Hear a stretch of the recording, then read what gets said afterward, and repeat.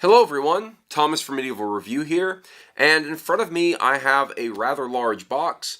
This is the sword that comes with the limited collector's edition of Come Deliverance. I kickstarted it. I talked about this in just a short previous video. However, if you're landing on this video, I'm doing this one self-contained so you can see just the sword. For those of you who don't care about the unboxing of the game box, here is an unboxing of just the sword along with my first impressions. If you want to check out the unboxing of the game box that came with this limited collector's edition, there will be a link in the description below as well as at the end of this video. But certainly, I'm really excited for this sword. It's one of the reasons that I kickstarted at the level that I did. It's one of the reasons I've really been looking forward to launch day. I've been really looking forward to the game, but as a sword collector, I'm always looking for that next sword. Now, as I'm beginning to unbox this, I'll talk a bit about what I know about this sword. There are some things I may not be as aware of. So, the first thing that I know about this sword is that it is made by Arma Epona, which is a swordsmith group or maker group, I think. I don't know if it's a single maker, but it's at least a group of makers, and they operate out of the Czech Republic, where all this this game was developed. And I think it's one of about 115 of these swords. They only made so many of them, and they really only made them for people who did the Kickstart or purchased the limited collector's edition. As I slide it out, so they actually shipped it in this nice box. What's cool about it is, as you can see right here, it's actually got the Kingdom Come Deliverance logo kind of etched in on it. So it's kind of a collector's box. Now the box itself is kind of cheap. It looks like it's got a screw in it, which I might have to go unscrew here before I can continue the video. But don't worry, it'll be a hard cut. Alright, so as I was saying, this sword was made by Arma Epona, one of about 115. I'm not sure about the exact number. And what they have told me, at least in the videos of them going through the making process of this that they posted, I think is update 15 or so on the Kickstarter program, they talked about this being a Type 13B, which is a kind of 13th to 14th century arming sword, essentially. Boy, this lid is in really tight, so it's going to take me a moment. There we go, to get it out. And this shipped all the way from overseas, so I'm really looking forward to checking this thing out. And it is battle ready, properly made. And I hope it's a nice, unique collector's edition piece. Here we go, there's a letter inside.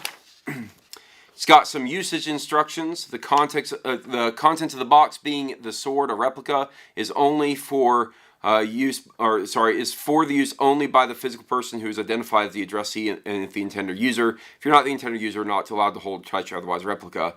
It's kind of a weird statement, and they have some limited liability and indemnity. Basically, don't use this if it's not yours to use, and probably a good idea to not use it if you don't know how. And then getting the sword out of here. Now it's not sharpened, but here you go. Here you can see it. It has all of its fine detailings. So it's a very, very basic arming sword. It's got these nice little coins in the pommel, as you can see. And that's a very common thing to have been done to arming swords. It's honestly a pretty basic sword, but it feels pretty good. Let's see here. Rough balance point seems to be, call it about 4 inches away from the cross, like you would expect.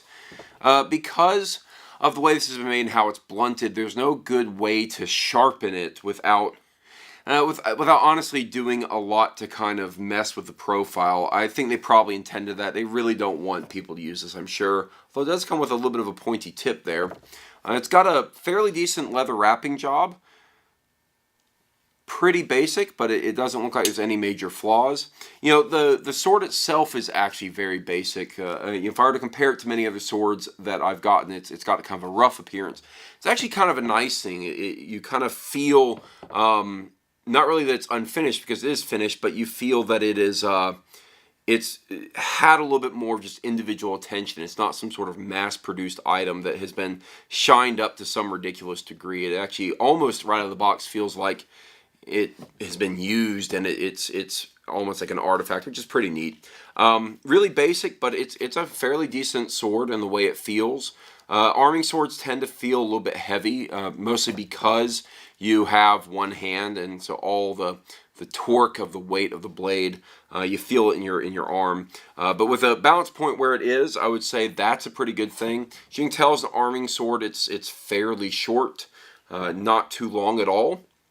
And the blade profile looks roughly about right. There's a bit of a ridge in it, which I don't believe is actually completely accurate to a Type 13B, but the fuller all the way up to right near the tip, the last kind of weak of the blade is accurate. And I'm looking at the build quality. It all looks good. It all feels good. It's got a bit of a bend to it, but not much. I think that comes from the thickness of the blade. It's actually a pretty heavy thickness down most of the length. In fact, looking at it, I don't see much of a distal taper. For those who are not completely familiar with my channel, may be watching this video because of Kingdom Come Deliverance, which means a lot of video game players might be watching this video. I'm going to get this box out of the way. There we go. It's possible you may not be aware of why I do what I do and what I'm talking about here. So I'll go through some of the basics. So I am a weapons collector, medieval weapons collector, and practitioner of sword fighting. I do something called historical European martial arts. And so I know how these things are meant to be used. I understand them. And I do reviews on these type of weapons. I have this huge weapons rack behind me, and I have many reviews on my channel. So if you're new to my channel, you should check out those reviews. But I kind of know my way around swords pretty well. And I know a lot about what makes them tick, how they function, and I enjoy the process of getting my hands on a new sword and working with them and figuring out what I think about them. So what I will note about this sword in general are things like where the point of balance is.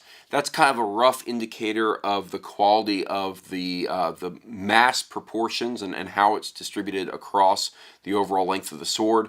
I'll think about things like total weight, whether or not it feels light or heavy in the hands, how nimble it might be, and I'd have to spend time away from this video to really work with it and understand it as a sword itself. Because it's not a sharp sword, it really is truly a functional sword. The bend in it that I was checking is something that you want in kind of a nice spring steel of a sword. Swords need to have a bit of spring to them. They aren't rigid objects. They aren't brittle. They should be able to rebound a bit, and this does. It honestly, just kind of upon first impressions, feels a lot more like a stage sword, and I think that's because of how blunt the edge is. With the exception of the tip here that's actually sharp enough to do some damage if you wanted to. The rest of it's blunt, so any type of real cut isn't going to do anything. But overall, I think that this is a really good build quality. The limited collector's edition, I don't remember the exact price, but it was well over $400. I think it was right around that $500 price mark when I purchased it. And a good sword is going to cost a couple $100. So I think I got my money's worth to some extent with just a halfway decent collector's sword. There are probably better swords out there. I will commend Arma Epona for being able to make a lot of swords for this game. 115 may not sound like a lot, but for a small sword maker, it's going to keep them busy for a while. And they've done a pretty good build quality on it. It's, again, pretty basic, but I think it's a pretty nice sword. One of the most important features on a sword like this is actually right here. This is called the peen. So the way it works is the blade of the sword has what's called a tang, where it goes through the handle. So it's all one piece of metal. The blade here down through the handle, and it comes out the end of this pommel, and then this is heated up and pounded down with a hammer, and it actually compresses all of the hilt components together to make one firm, nice sword. And it's a good kind of classic. It's basically the way swords were made for most of the Middle Ages. I wouldn't say all of it, but definitely most of the Middle Ages. And all the proportions and everything have to be really very accurate, very exacting to actually feel halfway decent. All that said, I would never use this sword, not sharpened, couldn't really do anything with it. So it'll hang on my wall, it'll be a nice conversation piece, and I'll get to rest knowing that I have one of very, very few swords that ever went out for this collector's edition, and I think that's pretty awesome. So I will note that this coin inlay is basically the same pattern that is on the silver coin that came with the collector's edition box, but it's kind of in this bronze color now. I actually think it's a really handsome sword. I think it looks very, very nice. There is no etching in it. I thought they were going to do some etching inside the fuller, but it looks like there isn't. Now, I did kickstart, but I don't know that I kickstarted at the limited collector's edition. I think I ended up purchasing that later. I don't know if that has affected anything with these swords, but my understanding is this is exactly what I was supposed to be getting. It's a little bit disjointed from the video they did as a Kickstarter update, but that's okay. I don't expect them to be able to get everything completely perfect, and honestly, I think it's amazing they've done something like this as part of a collector's edition. To some extent, as a person who collects swords, but also as a video gamer, I have to say this is probably the ultimate in collector's edition rewards. Totally worth the price. Something that I can keep around for a long time, well after I'm done playing the game, and it will always be a reminder of really a pretty awesome moment in both gaming history as well as medieval history and medieval history research and the ideas of trying to turn that into a video game. So I'm really looking forward to Kingdom Come Deliverance. I'm really looking forward to playing that game. I will be doing live streams of it coming up soon, and I'll be doing my own commentary on it as someone who enjoys medieval history. If you are new to my channel, if you've come here watching videos on Kingdom Come Deliverance, you've stumbled upon this video, welcome to my channel. I hope you enjoy what it has to offer. For the most part, it's not video games, it's swords, and medieval weapon, and medieval history. But I think you would enjoy my channel, so you should check out some of my other reviews and videos. And guys, I'm looking forward to Kingdom Come Deliverance. I think Warhorse did an amazing job, not just in doing an awesome Kickstarter, but in producing what looks like it's going to be just an incredible video game. Can't say until I really play it, but it's got all the hallmarks of a game that's been made with a lot of care and love, and I think it's going to be awesome. So I guess I'm going to go dive into that game world here soon and enjoy this sword for all that it's worth. Hang it up. Really appreciate it. To all of the developers and people at Warhorse who have done just an incredible job keeping that Kickstarter going, keeping it alive, keeping it up to date, and keeping the excitement for this game going. My sincerest thanks to you, because it's an amazing thing for someone like me who loves medieval history to finally have a game that feels like it's making a real, true, earnest attempt at doing medieval history right. I'm so looking forward to it, guys. I really appreciate it. So to you, Warhorse, I just want to say a huge thank you. To everyone out there who's watched this video, thank you. If you've enjoyed it, feel free to subscribe to the channel, like the video, and guys, let's go check out Kingdom Come Deliverance.